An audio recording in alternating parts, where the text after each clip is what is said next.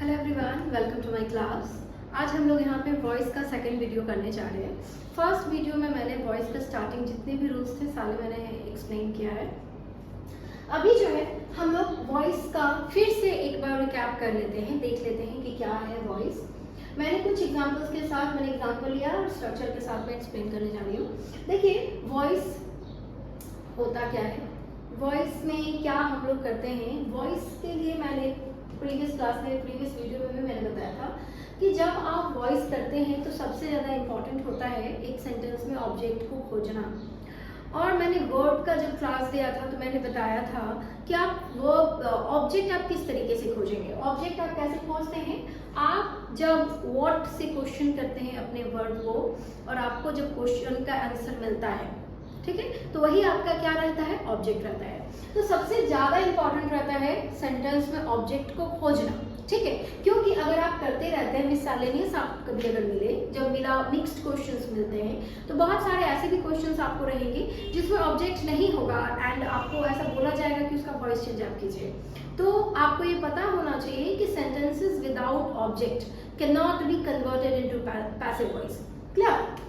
चलिए देखिए, तो वॉइस के लिए मैंने सबसे पहले यहाँ पे जो लिया है वो है स्ट्रक्चर। तो पहले हम लोग स्ट्रक्चर समझते हैं। मैंने लास्ट वीडियो में भी जो मैंने वॉइस का फर्स्ट वीडियो दिया है उसमें भी मैंने जो है स्ट्रक्चर से स्टार्ट किया है।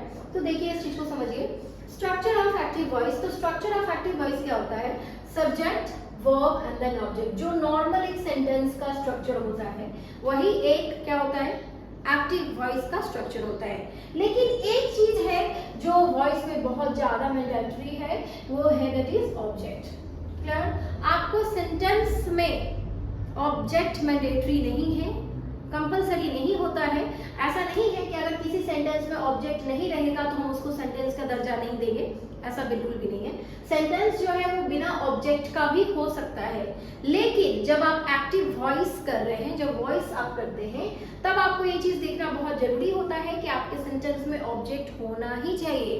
तो कभी भी अगर आपसे एक्टिव वॉइस का स्ट्रक्चर पूछा जाए तो एक्टिव वॉइस का स्ट्रक्चर क्या होगा, subject verb and then object. Clear? Okay. Now let's understand this structure with an example. She is eating an apple. I have written this sentence in active voice. Clear? मैंने इस sentence को क्या चीज में लिखा है, मैंने एक्टिव वॉइस में लिखा है। तो देखिए she जो है ये हमारा क्या है, सब्जेक्ट है। is eating क्या है, हमारा verb है। and what she is eating, an apple। तो ये जो पार्ट है हमारा क्या हो गया, ऑब्जेक्ट हो गया। तो हम इस चीज को इजीली जो है पैसिव वॉइस में कन्वर्ट कर सकते हैं। Clear? Okay, now come to the next one, that is structure of passive voice. Passive voice का स्ट्रक्चर क्या होता है ये समझना थोड़ा जरूरी है। देखिए पैसिव वॉइस में हम लोग क्या करते हैं, सबसे पहला जो काम होता है वो हम लोग क्या करते हैं, ऑब्जेक्ट इन सब्जेक्टिव मैनर। हमारे सेंटेंस में, हमारे एक्टिव वॉइस में जो ऑब्जेक्ट रहते हैं उनको हम लोग क्या करते हैं, सब्जेक्ट का दर्जा दे देते हैं। क्लियर है? ऑब्जेक्ट इन सब्जेक्टिव मैनर, मैंने वही चीज यहाँ पे लिखा हुआ है। क्लियर? अब नेक्स्ट क्या होता है, helping verb as it is. अगर आपके एक्टिव वॉइस में हेल्पिंग वर्ब दिया हुआ है, जस्ट कॉपी इट। क्लियर? आपके अगर एक्टिव वॉइस में हेल्पिंग वर्ब दिया हुआ है तो आप क्या करेंगे, उसको डायरेक्ट कॉपी कर देंगे, कुछ यहाँ पे दिमाग लगाने की जरूरत नहीं है। If your sentence is having helping verb, just copy it. Clear? So and the next rule is, structure में नेक्स्ट पार्ट जो है वो क्या है, form of be according to main verb. ठीक है, हम लोगों को हेल्पिंग वर्ब कॉपी करने के बाद क्या करना पड़ता है, बी का फॉर्म यूज करना पड़ता है। ठीक है, कितने फॉर्म ऑफ बी होते हैं, 8 फॉर्म ऑफ बी होता है। ठीक है, मैंने लास्ट क्लास में मैं यहाँ पे ये चीज लिख के आपको एक्सप्लेन कर दे रही हूँ।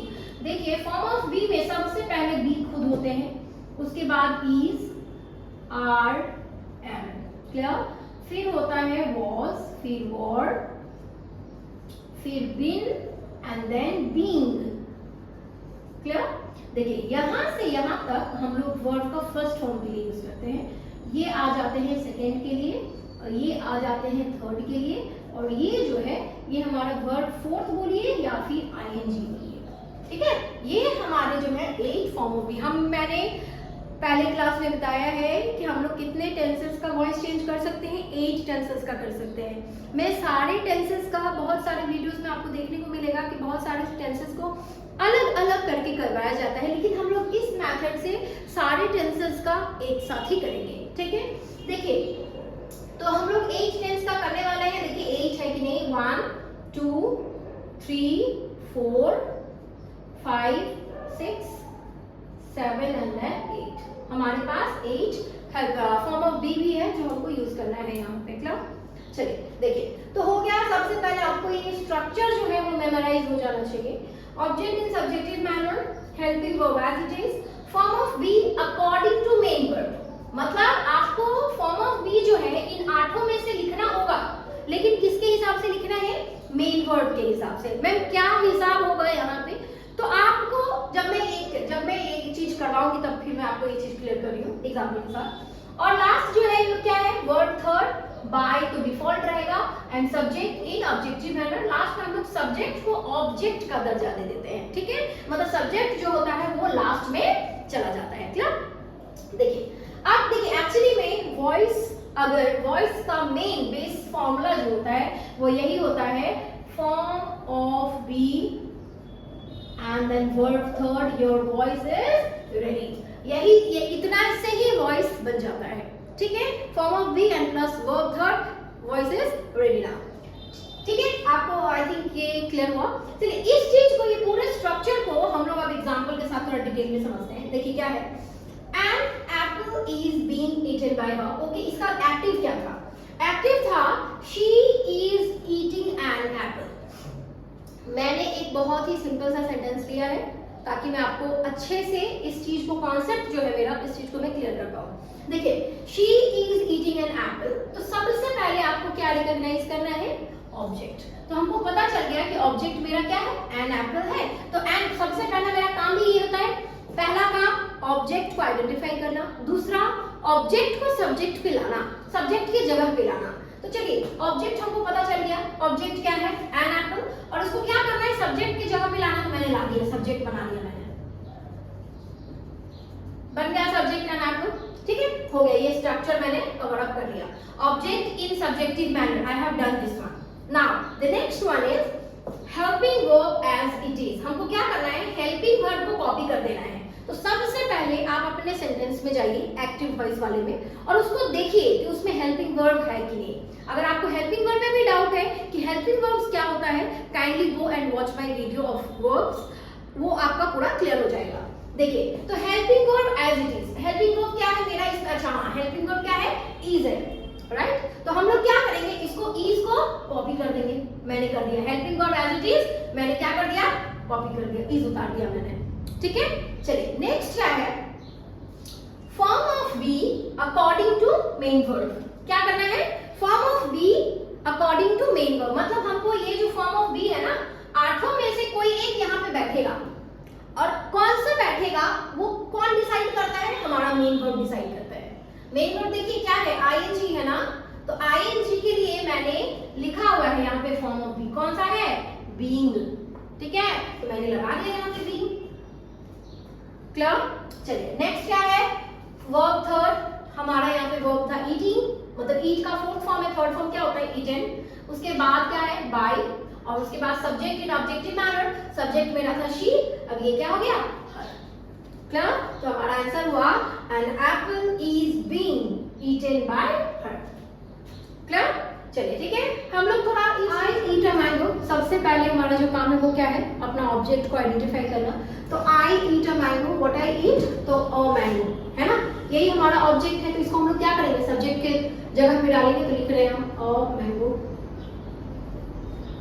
क्लियर है? A mango. स्ट्रक्चर में क्या था? Helping verb as it is. Structure क्या था? Structure please kindly memorise the structure. Subject था in objective manner. I hope ये आपको दिख रहा है, मेरा स्पेस थोड़ा यहाँ पे कम है, इस वजह से मैं एडजस्ट कर रही हूँ। देखिए सब्जेक्ट इन ऑब्जेक्टिव मैनर, फिर क्या था? Helping verb as it is, है ना। फिर क्या था? Form of be according to main verb, यही है।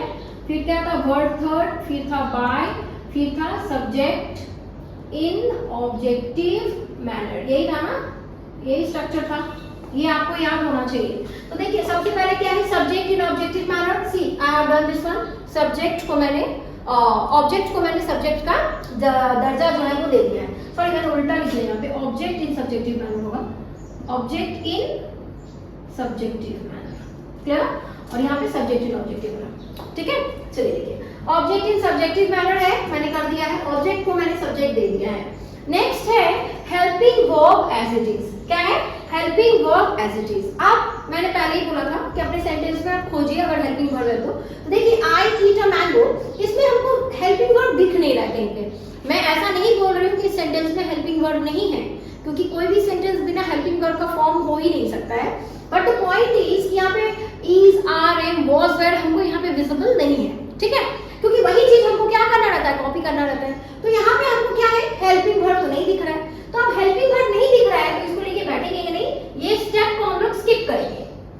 समझिए बात, ये स्टेप जो है ये हमारे इस सेंटेंस के लिए नहीं है, इसमें हमारा हेल्पिंग वर्ब नहीं है, तो मैं कुछ कर नहीं सकती, एक्स्ट्रा कहीं से लाके मैं लिखूंगी नहीं, ठीक है। अब नेक्स्ट क्या है, form of be according to main verb. अब आया फॉर्म ऑफ बी लिखने का।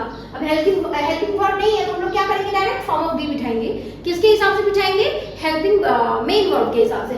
आप अपना मेन वर्ब देखिए क्या है, ईट, है ना, और ईट किस फॉर्म में है, वर्ब का फर्स्ट फॉर्म में है। अब वर्ब के फर्स्ट फॉर्म के लिए चार्ट पे यहाँ पे दिया हुआ बी, इज, आर, एम।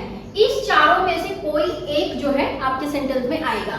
कौन सा आएगा, देखिए अ मैंगो, अ मैंगो के साथ क्या सुटेबल है, इतना तो आपको जो है अपना माइंड यूज करना पड़ेगा।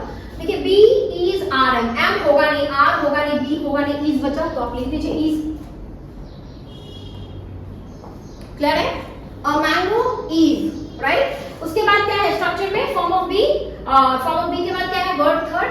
तो मेरा वर्ब यहाँ पे है ईट, इसका थर्ड फॉर्म होगा ईटेन, तो ईटेन। उसके बाद है बाय, उसके बाद है ऑब्जेक्ट, तो क्या हो जाएगा मी, क्लियर।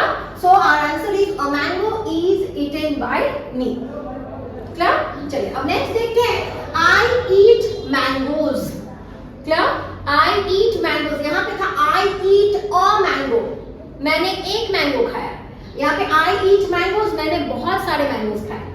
तो यहाँ पे मेरा ऑब्जेक्ट क्या है, मैंगोज, तो मैंने लिख दिया यहाँ पे मैंगोज। आई होप आपको ये विजिबल है, ठीक है, मैंगोज। उसके बाद क्या है, यहाँ पे सेम हेल्पिंग वर्ब नहीं है, रहने देंगे। अब क्या करेंगे, फॉर्म ऑफ बी बिठाएंगे। फॉर्म ऑफ बी किसके हिसाब से बिठाना है, मेन वर्ब के हिसाब से। मेन वर्ब आपका क्या है, फर्स्ट फॉर्म में है। फर्स्ट फॉर्म के लिए क्या है, be, is, are, am. Am और बी लगेगा नहीं, या तो इज लगेगा या तो आर लगेगा। तो आप अपने सब्जेक्ट को देखिए, यहाँ पे क्या है, मैंगोज है, मैंगोज के साथ आप प्लूरल है ना, तो आप क्या लगाएंगे, आर, तो मैंगोज आर। उसके बाद फॉर्म ऑफ बी हो गया, उसके बाद verb third, eaten by me, ठीक है। आप इस फॉर्मूला को यूज करके वॉइस कीजिए, किसी भी तरीके का वॉइस जो है इस फॉर्मूला से रेडी हो जाएगा, चाहे वो इंटरोगेटिव हो, ठीक है, या असर्टिव पे तो हम लोग कर ही रहे हैं। मैं इंपैरेटिव भी क्लियर करूंगी, इंटरोगेटिव भी हम लोग करेंगे साथ में, सारे टेंसेस मिक्स रहेगा। जैसे कि इसमें मैंने सारे के सारे प्रेजेंट लिया हुआ है, प्रेजेंट का पूरा दिया हुआ, present continuous, simple present, present perfect, मैंने सारा दिया हुआ है। और परफेक्ट कंटिन्यूअस का तो वॉइस होता नहीं है, ठीक है। चलिए ये हो गया। अभी आते हैं थर्ड वाले में, ही टीचेज हर। अभी क्या है, हर जो है ये हमारा क्या है, ऑब्जेक्ट है, तो इसको यहाँ पे लाएंगे तो हर जो है वो शी बन जाएगा। हेल्पिंग वर्ब तो मेरा है नहीं, तो अब फॉर्म ऑफ बी देखेंगे कि क्या है, टीचेस है ना, ये वर्ब का फॉर्म फर्स्ट फॉर्म में ही आता है टीचेस। तो ही, शी है ना, तो शी के साथ क्या लिखेंगे, she is. Form of be से क्या लगेगा, is. She is taught, third form taught by him, clear है। अभी next, I like it, what I like it, तो इट हमारा है क्या, ऑब्जेक्ट, तो लिखेंगे आई, सॉरी इट, ठीक है, लिखेंगे क्या, इट। उसके बाद फॉर्म ऑफ बी, यहाँ पे हेल्पिंग वर्ब तो मेरा नहीं है, तो आप क्या करेंगे, फॉर्म ऑफ बी डायरेक्ट बिठाएंगे। फॉर्म ऑफ बी में कौन सा बैठेगा, क्योंकि ये वर्ब का फर्स्ट है तो कोई एक तो बैठेगा, तो बी, इज, आर, एम में से इज बैठेगा, तो इट इज। अब उसके बाद third form liked, LIKED, liked by me, ठीक है, it is liked by me, clear. अभी नेक्स्ट क्या है, he is driving a car, ठीक है। तो अब इसमें what he is driving, a car, तो a car, क्लियर है? अब इसमें देखिए हेल्पिंग वर्ब दिख रहा है तो आप इसको कॉपी कर दीजिए, a car is। क्लियर है? अब हमको क्या बिठाना है? Form of be. तो फॉर्म ऑफ बी किसके हिसाब से? वर्ब, मेन वर्ब के हिसाब से। आपका मेन वर्ब जो है वो ing है और ing के लिए हम लोग जानते हैं क्या लगता है? being। तो आप बिठा दीजिए यहाँ पे being, a car is being। ठीक है, a car is being। उसके बाद ड्राइविंग का थर्ड फॉर्म क्या होता है? driven, driven, driven by, उसके बाद him। ठीक है, आई होप ये क्वेश्चंस जो है आपको समझ में आ रहे हैं और भी हम लोग बहुत सारे क्वेश्चंस प्रैक्टिस करेंगे। ठीक है, और अच्छे से समझने के लिए देखिए, आई राइट अ लेटर, इसमें ऑब्जेक्ट क्या है? अ लेटर, तो लिख दिया मैंने अ लेटर। इसमें हेल्पिंग वर्ब तो नहीं है जिसको कॉपी कर रहे हैं, तो अब क्या करेंगे? नेक्स्ट फॉर्म ऑफ बी बिठाएंगे। राइट के हिसाब से राइट मेन फर्स्ट फॉर्म है तो be is are am a letter, तो इज लगेगा, अ लेटर इज। उसके बाद क्या होता है? वर्ब का थर्ड फॉर्म, राइट का थर्ड फॉर्म होता है रिटन, उसके बाद बाय मी। ठीक है, a letter is written by me. Okay, now next one is she helps them. नाउ them is our object, them का सब्जेक्ट फॉर्म क्या होता है? दे। ठीक है, हेल्प्स है, वर्ब का फर्स्ट फॉर्म है तो क्या लगेगा? दे के साथ। अब तो हेल्पिंग वर्ब मेरा नहीं है, अब फॉर्म ऑफ बी बिठाएंगे। फॉर्म ऑफ बी में कौन सा आएगा? फर्स्ट फॉर्म है तो कौन सा आएगा? दे है तो इज आर आएगा, तो दे आर। उसके बाद verb third helped by her. ठीक है ना, they are helped by her. Okay, now she is teaching us. Now us जो है हमारा क्या है? ऑब्जेक्ट है, इसको इधर लाइएगा तो वी बन जाता है। Us is the objective form of we. ठीक है, तो वी तो हो गया। उसके बाद अब इसमें थोड़ा समझने का चीज है। देखिए, वी हो गया, लिख दिया मैंने। उसके बाद क्या है? Helping verb as it is. Helping verb को हमको क्या करना है? कॉपी कर देना है। तो आप थोड़ा सा प्लीज अपना माइंड लगाइए। यहाँ पे इज जो है मैंने किसके लिए दिया हुआ है? शी के लिए दिया हुआ है, राइट? आप बोलेंगे मैम यहाँ पे इज उतार देंगे, आपके रूल के हिसाब से तो इज ही उतरेगा, है ना? लेकिन आप काइंडली ये ध्यान दें, जैसे आप पैसिव में आए हैं तो आपका क्या हुआ है? ऑब्जेक्ट चेंज हो गया है। यहाँ पे आपका ऑब्जेक्ट सिंगुलर था इसीलिए यहाँ पे इज था, लेकिन यहाँ पे आपका ऑब्जेक्ट क्या हो गया है? ऑब्जेक्ट था, ये सब्जेक्ट जो है चेंज होके क्या हो गया? प्लूरल हो गया है। तो आप प्लीज यहाँ पे ऊपर वाला इज ना बिठाएं, इज का प्लूरल फॉर्म क्या आता है? आर। क्लियर है? तो आप यहाँ पे क्या बिठाएंगे? आर बिठाएंगे, तो वी आर। क्लियर? अभी क्या है? हम लोग बिठा दिए helping verb, form of be, teaching, being, है ना? आईएनजी के लिए बीइंग है तो being. We are being taught, TAUGHT, taught by her। Clear? चलिए, अभी है we respect him। ठीक है ना? तो we respect him, ये जो है क्या है? him है मेरा क्या? ऑब्जेक्ट, तो ये इधर आ जाएगा तो हो जाएगा he। क्लियर है? उसके बाद क्या हो जाएगा? he हो गया, फॉर्म ऑफ बी तो नहीं है। रेस्पेक्ट मेरा फर्स्ट फॉर्म, हेल्पिंग वर्ब नहीं है, फॉर्म ऑफ बी बिठाएंगे हेल्पिंग वर्ब मेन वर्ब के हिसाब से जो कि मेरा फर्स्ट फॉर्म में है, तो कौन सा फॉर्म लगेगा? ही है तो उसके साथ ईजी लगाएंगे। ठीक है ना? तो he is respected, third form of respect, by us. Clear? He is respected by us. Clear? चलो, he has eaten a mango, this is very important, he has eaten a mango। तो इसमें object क्या है? a mango, तो आप लिखेंगे a mango। उसके बाद हेल्पिंग वर्ब है, कॉपी कर दीजिए has। अब यहाँ पे कॉपी करने का कारण समझिए, he था तो has था, he भी सिंगुलर है और a mango भी सिंगुलर है।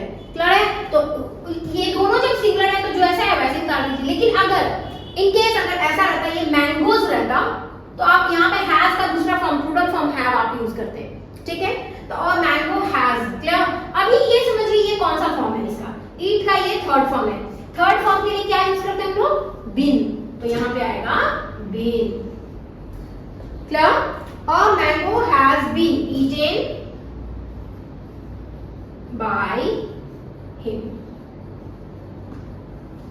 क्लियर? देखिए, इस क्लास में मैंने एकदम सिंपल बेसिक क्वेश्चंस लिए हैं ताकि आपको एकदम अच्छे से समझ में आए, इजीली आपको ये चीज समझ में आए। उसके बाद फिर हम लोग थोड़ा सा अपने क्वेश्चन का जो लेवल है धीरे धीरे बढ़ाएंगे। ठीक है? तो ये 10 क्वेश्चन जो है आप काइंडली प्रैक्टिस करें इस क्वेश्चंस को। फिर मैं नेक्स्ट क्लास में नए तरह के क्वेश्चंस लेकर आऊंगी। अभी हम लोग वॉइस ही करेंगे लगातार। ठीक है? तब तक के लिए मेरे क्लास के साथ बने रहे। Thank you so much.